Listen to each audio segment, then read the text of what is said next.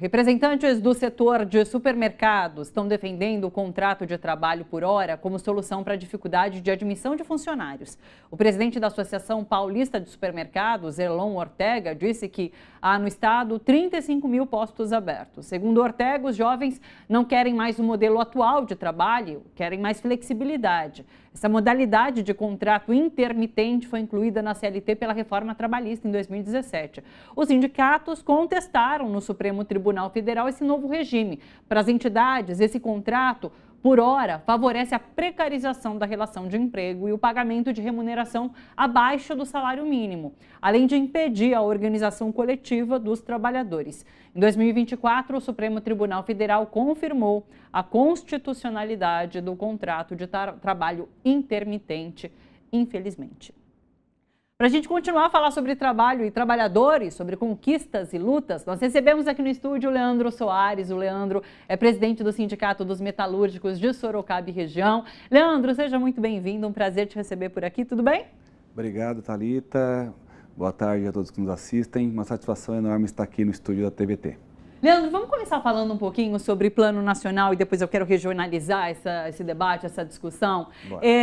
A gente está próximo, acabou de passar o 1º de maio, né, que é esse marco de lutas trabalhistas em que as pautas aí surgem de uma forma mais evidente. E a gente tem algumas pautas prioritárias da classe trabalhadora. Eu tenho dito sempre aqui que não só da classe trabalhadora, mas da sociedade como um todo, né, que é o fim dessa escala de 6x1, redução de jornada de trabalho e a questão do imposto de renda e isenção para quem ganha até 5 salários mínimos, é isso, né? Até 5 mil reais, não 5 salários mínimos, até 5 mil reais, é isso.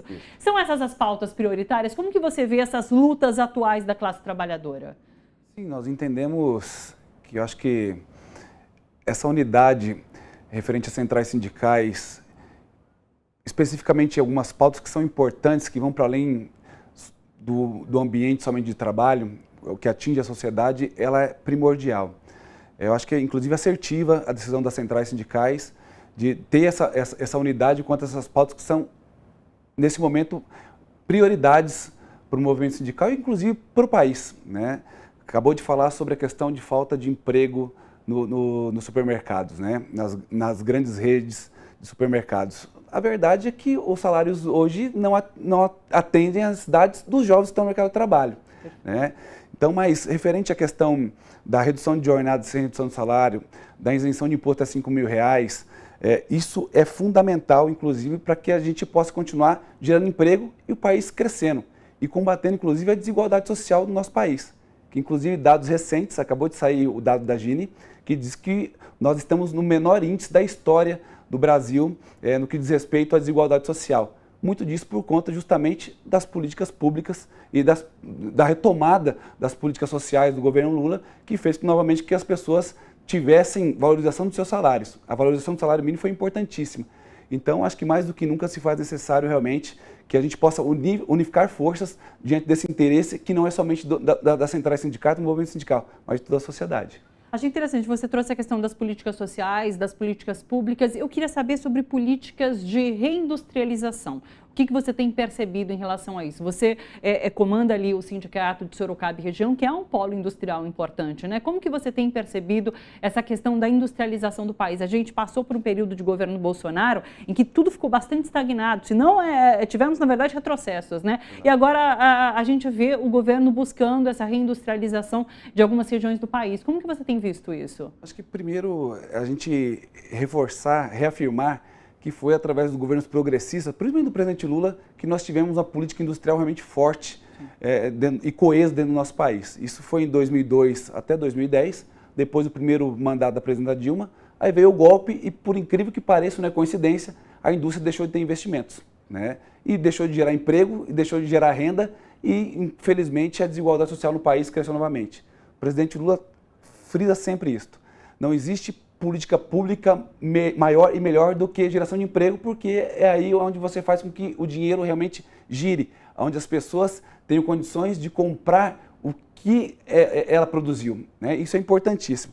E, novamente agora, de 2022 até 2025 agora, a gente vê esse crescimento da indústria, não é à toa que o PIB cresceu nos 2 últimos anos seguidos, puxado inclusive pela indústria. Ou seja, a nova indústria Brasil tem tido essa importância na economia do nosso país, gerando emprego, distribuindo renda, mas acima de tudo fazendo com que a economia cresça novamente, que o país se desenvolva novamente. Porque nós sabemos que são através dos valores agregados à produção que é onde está a riqueza, né? É importante o agronegócio, a gente entende isso, mas quando você tem uma indústria forte, quando você tem uma indústria realmente onde se tem investimento, onde se tem crédito, o país cresce e desenvolve, né? Então a gente está muito contente. Sorocaba é um grande exemplo disso. Hoje nós estamos com 50 mil metalúrgicos e a perspectiva de até 2030 é que a gente chegue a 60 mil metalúrgicos. Tudo isso foi graças justamente a essa retomada de uma política industrial que tem feito com que venha investimentos para o país. É o maior número de investimentos da história do nosso país, né? Principalmente na questão industrial. São mais de 160 bilhões de reais anunciado pela indústria, e isso, de certa forma, tem feito que o Brasil novamente se torne essa grande potência, volte novamente a figurar entre as maiores potências globais. Então a gente está muito contente quanto a isso. A gente comentava agora no começo do programa sobre a viagem de Lula à China, né? Lula que está na China nesse momento, fechando várias parcerias que até agora totalizaram em 27 bilhões de reais em investimentos para o Brasil. E tem muita gente que critica, né? Fala, não, imagina, ele está levando 200 empresários para lá. Mas são esses empresários que estão fechando essas parcerias e que possibilitam depois a geração de emprego aqui no nosso país, né? Exato. Você esteve com o presidente Lula, inclusive, em viagem ao Japão e Vietnã, quando também, na ocasião, aí certas parcerias são fechadas, investimento chega aqui no Brasil. É um momento importante, de fato, de buscar essas parcerias fora do Brasil e trazer esse investimento para cá. Como que você vê essa movimentação do governo Lula? Ah, sem sombra de dúvida, Thalita. É só a gente analisar, se não fosse a criação do BRICS, lá no primeiro governo Lula, o que seria hoje do Brasil refém somente de uma única economia, que era os Estados Unidos. Sim. Hoje o Brasil se relaciona com Rússia, Índia, China, África do Sul, os países asiáticos, ampliando cada vez mais as relações com os países asiáticos, e o resultado disso são investimentos no nosso país. O presidente Lula, inclusive na viagem que nós tivemos com a comitiva na Ásia, ele falou muito bem disso. O meu papel quanto presidente é abrir as portas de outros países, me relacionar, fazer com que o país se relacione com outros países. Agora, quem faz as negociações, quem faz os acordos são os empresários. Então, a gente tem visto realmente que, primeiro, o Brasil volta a ter estabilidade política e estabilidade econômica. E isso, de certa forma, tem feito com que, realmente, os investidores apostem no Brasil. E, mais do que nunca, a prova disso, além dos investimentos que foram anunciados pelo Japão, pelo Vietnã, agora nós temos investimentos anunciados pela China. Sim. São 27 bilhões de dólares. Então, tudo isso, inclusive, em infraestrutura, o que vai fazer com que o país se desenvolva cada vez mais. Então, eu não tenho dúvida alguma que toda essa relação que o presidente vem construindo, e modéstia à parte, eu desconheço um maior negociador, ou um estadista maior que o presidente Lula.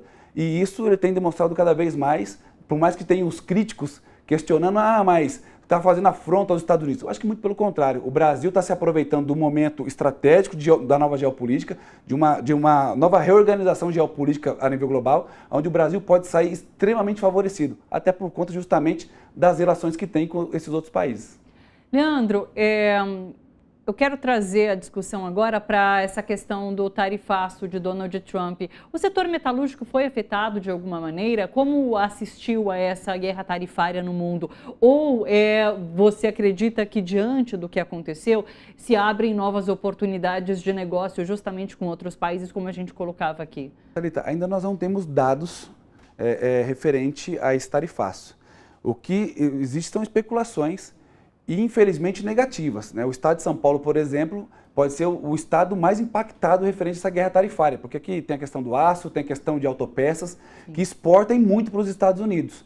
Mas olhando por um outro aspecto, pode ser que também beneficie o Brasil, porque essa abertura, através das negociações que o presidente Lula vem realizando com outros países, pode abrir importantes portas, inclusive, para esses países, tanto no que eu já disse aqui, empresas de bens e capitais, quanto a questão de autopeças, ou seja, é um momento ainda de muita incerteza, mas se tem um estado que pode se prejudicar muito, inclusive, com isso, inclusive é o estado do governador, que quando o Trump foi eleito, estava lá com o bonezinho lá, todos Trump, Então, acho que a gente tem que tomar muito cuidado de que forma que a gente se relaciona com isso. Acho que o Brasil, de uma forma muito assertiva, tem aguardado, mas não tem deixado de ir a campo buscar outros parceiros econômicos. Então, nesse momento, nós não temos nada ainda que diga, foi prejudicado o setor metalúrgico ou foi beneficiado. Ainda paira muita incerteza quanto a essas questões. Do ponto de vista do sindicalismo, quais são os maiores desafios na sua avaliação? Eu entendo que o maior desafio hoje é entender esse novo mercado de trabalho que está sendo colocado para nós. Indústria 4.0, inteligência artificial, o novo perfil, inclusive, da juventude que não aceita de forma alguma mais essas jornadas extensas como nós temos no nosso país, salários que beiram o salário mínimo, inclusive. Então, acho que o maior desafio hoje do movimento sindical é procurar ouvir o que esse novo mercado de trabalho tem para nos dizer e, através disso, construir propostas, construir relações, inclusive, com as empresas, para que a gente possa atender a demanda do mercado. Eu costumo dizer, eu acho que uma pauta extremamente importante. Os empresários vêm dizer para nós que os jovens não querem mais trabalhar. E não é uma verdade, né? É uma grande mentira. O que não estão mais sujeitos é jornada de 44 horas, muitas vezes de 48 horas semanais, onde você tem remunerações do salário mínimo, como eu acabei de dizer. Então, acho que o maior desafio é a gente se adequar à atual realidade que nós estamos vivenciando, principalmente global. E com essas ferramentas virtuais que nós temos, então, eu acho que o movimento sindical realmente tem que ir para a base, tem que dialogar com os trabalhadores e, através disso, formular propostas e negociar, buscar, acho que negociar o tempo todo. É o que o Sindicato dos Metalúrgicos de Sorocaba e região tem, inclusive, feito. Buscado, através das relações com as empresas que a gente tem construído, entender quais são os gargalos, entender quais são as necessidades de cada segmento e, através disso, construir acordos que, inclusive, sejam atrativos e benéficos para os trabalhadores. Então, acho que esse é o maior desafio que o movimento sindical tem hoje, de organizar, inclusive, essa juventude que entra no mercado de trabalho cada vez mais individualista, isso diga-se de passagem, né, imediatista também, e trazer para esse espírito da coletividade. Como foi dito aqui, a partir do momento que a gente individualiza as negociações, a gente fragiliza.